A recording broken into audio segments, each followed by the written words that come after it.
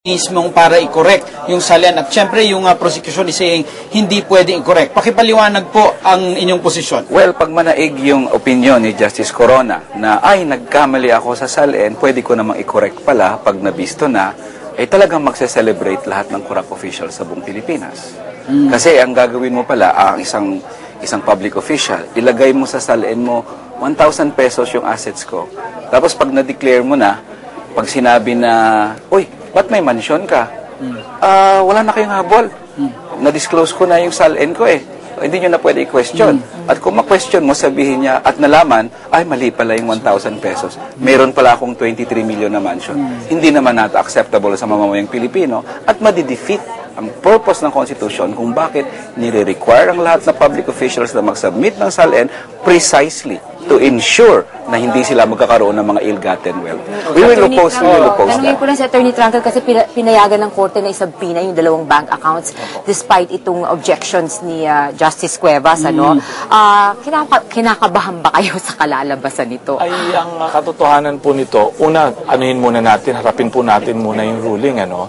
Nung natanggap po namin at binasa po naman ito at bawat isa po sa atin ay nakarinig, naging very clear ho na very limited dapat ito. Sinabi nila hindi pwede itong inquisitorial. Dahil repeatedly, maalala nyo, last week, kaya hindi nila mabigyan ng action yung application na yun, was very general. Sabi niya, bigyan nyo kami ng specific. Kaya I think doon sa ruling, maliwanag, sabi hindi dapat ito inquisitorial, dapat ito may direct relation doon sa impeachment na kaso na ito. Pero beyond po doon sa aspetong yon, kailangan po tingnan natin kung yung source ng information. Kasi po kung matatandaan nyo nga rito, may dalawang batas na nakatutok po dito, di ba? Yung Secrecy of Bank Deposit, tas yung foreign currency. Ito pong dalawang batas nito, although may exception yun sa Secrecy of Bank Deposit, sinasabi na hindi mo pwede i-disclose. Yun nga without court approval o kahit sa impeachment court. Pero nga ho ang nagtataka, na palabang tinanong na rin sa floor kahapon, saan nyo ba nakuha itong information na ito na ikinabit ninyo? Kasi po ito, hanggat walang order dapat, ay wala ka dapat na kaalaman. Kaya nga, doon nga pumapasok kahit sa mga batas na po ito, whether you be a private individual, you could be held liable. Attorney, meron tayong kasing pinagbabasihang historical incident in the past. Meron yung opening ng second envelope which resulted to people going to the streets. Hindi po ba kayo natatakot na in your opposition to opening the bank accounts, baka maging ganun na naman yung perception ng taong bayan? Hindi po. Palagi ko, that's one reason, no? Kaya rin ganun na naging direksyon ng ating Senado. Kasi, tandaan niyo po, kung tama ang pag-alala ko, noon po, yung parang they had to vote, tama ba? They had to vote, the Senate as a body had to vote. So, nag-react yung tao. Ito po, the Senate already made a decision. Ito po naman kung kami ay magdudulog o ilalatag na naman namin sa kanila itong usaping ito, hindi po naman ibig sabihin na hindi namin pwede ipaliwanag naman ang aming side o aming remedyo ayon sa batas. Iba po yun eh. Palagi ko that's one reason also that prompted them to do this. Ayaw nila na isipin ng tao, ba't kayo pa yung na pipigil na ganyan? Ngayon, nandyan, kami yung andyan po ngayon sa side na yon at kami magsasabing ganito po yung sitwasyon, nakita namin yung ugat po nito ay ganito. Kasi po kahit naman sa ating mga jurisprudence, puno po tayo riyan, na pag yung ang pinanggalingan ay hindi alam o tinatawag na illegal source na ganyan, hindi po ma-identify, paano po natin mapagbabatayan? Kaya nga makita nyo, tinanong sa floor, saan po ba? Saan po ba nanggaling yon? Pinaliwanag naman ng ating kagalang-galang na congressman, And, of course, it was left at that. Pero hindi pala kayo pwedeng humingi ng remedy. Only a senator judge can appeal that particular... Opo. Kung may senator judge na magpa-file na motion for reconsideration at hihingi po ng pagbasa na naman ito o reconsider, doon po. So, anong remedy nyo para... Well, wala po ako masasabi at this point in time na nabasa namin at pinag-aaralan namin ruling, and we're deeply studying it, except that medyo concerned, we're deeply concerned and bothered doon sa aspeto po na yon, na yung sourcing out. Yes, Congressman, nabanggit niya ni attorney yung source. Dahil nga kung hindi daw maayos yung pinanggalingan ng impormasyon, mahirap paniwalaan, mahirap maging basihan ng isang request or isang karapatan. Yes. Well, actually, naalala ko tuloy yung impeachment trial ni President Estrada noon. Nobody really knew kung saan ang source ng cheque. ng Jose Velarde account. Diba? Nung nilabas yun, it wasn't really explained kung saan nanggaling. Basta ang ginawa ng Senado, sige, may ganong account, patawag natin si Clarissa Ocampo. Ganon na yung nangyari Ganito rin ang nangyari. Pero ang kinaiba nito, dito in-explain ng source. Congressman Umali explained how he got the information. Ang naalala ko yung Thursday na yun Kasi I was invited to I didn't see, of course, yung actual na turnover, but I was invited to the Dick Gordon parang forum in another channel at si Congressman Umali rin. He left the meeting early para pumunta doon. And that really jives with the story kahapon na kung kailan nangyari yung ganong incident. But in any case, para sa akin, babalik tayo sa era pa, was it really important kung saan nanggaling yung Jose Velarde account?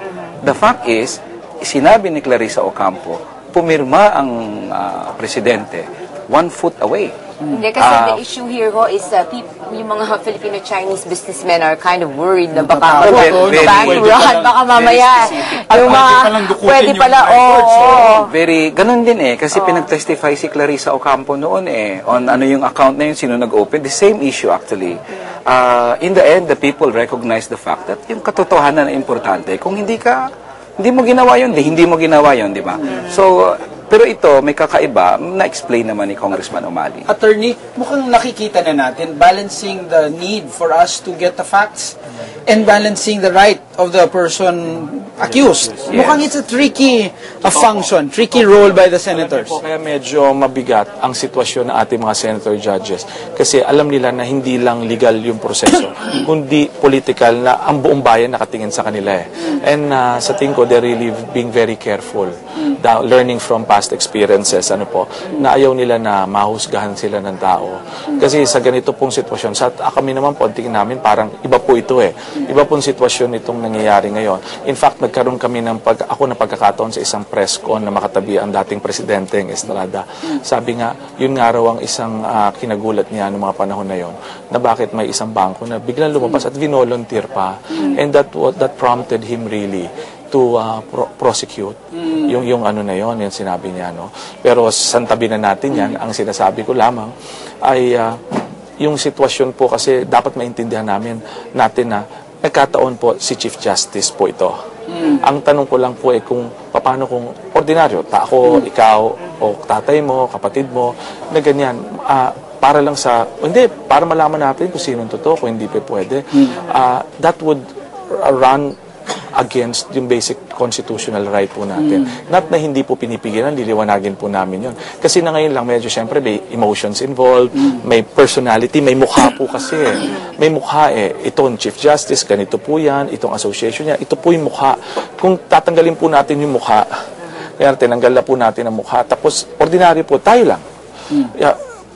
Bilang ordinary mama, papayag ka po na gano'n na lamang ang mangyari sa proseso ng isang ama o isang kapatid. Gano'n po. Ako actually, pag public official ka, dapat i-waive mo yun Public official ka, buksan nyo yung SALN ko, buksan nyo yung bank accounts ko.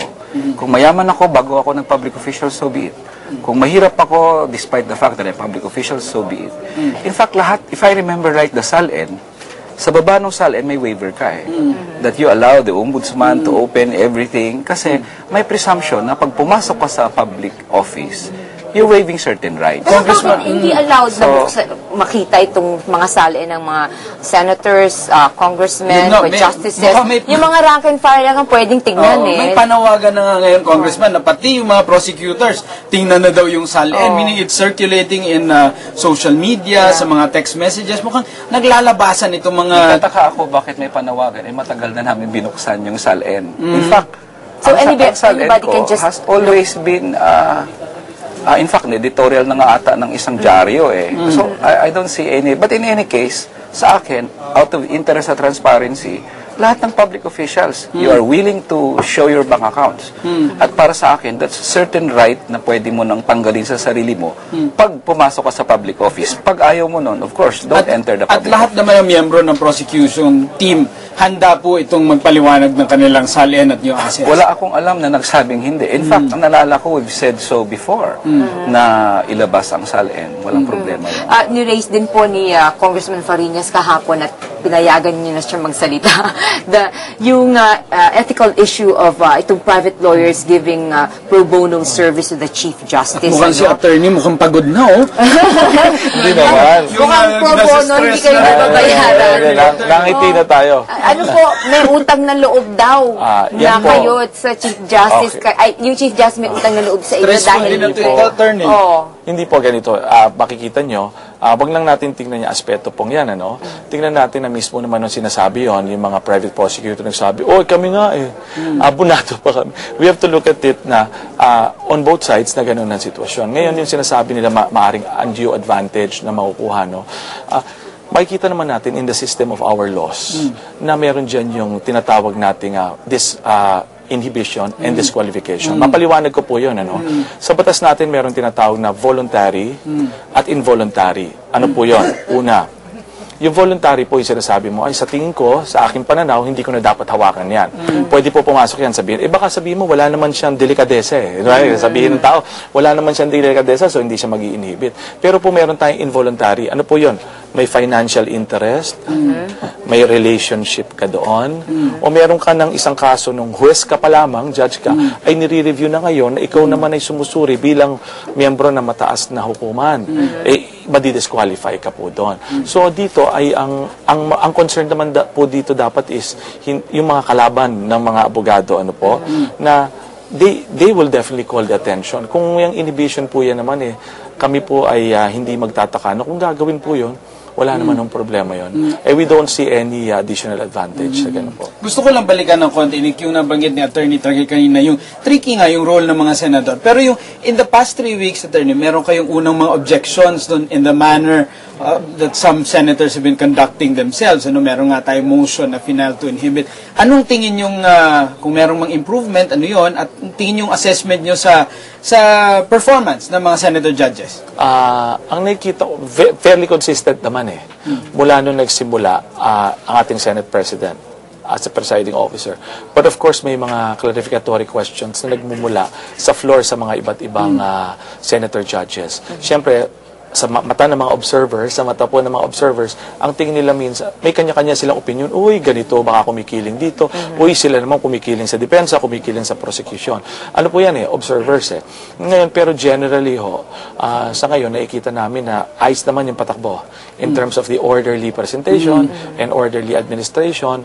Sana nga magpatuloy, although syempre, kami po medyo may difficulty kami mga hinaharap pagdating na, pag mag-file kami ng kung ano, o bubuka ang bibig po namin, nagdi-delay na naman kayo mahirap rin po ang kalagayan namin. Perception. Kasi syempre gano'n baka akala na we are using skills, lawyer skills, to defeat yung pagtakbo. Hindi po gano'n po yun. Kaya pinaliwanag namin. Actually, nagtaka ako, personally, ako dun sa inhibition kay Senator Drilon. Binalikan ko ang transcript, binalikan ko yung TV. Biased ba si Senator Drilon sa tanong niya? Bakit sinupin ang clerk of court to transmit or deliver the SALN? Ang tanong ni Senator Drilon, dala mo ba ang SALN? Hindi ba napaka-reasonabling tanong yon? Could have been asked by Senator Enrile or Senator Arroyo. Ngayon, how can that be biased when it was the very reason why the the clerk of court was there? Secondly, after the SALN was, disclosed, both the defense and the prosecution said, ebidensya namin yan sa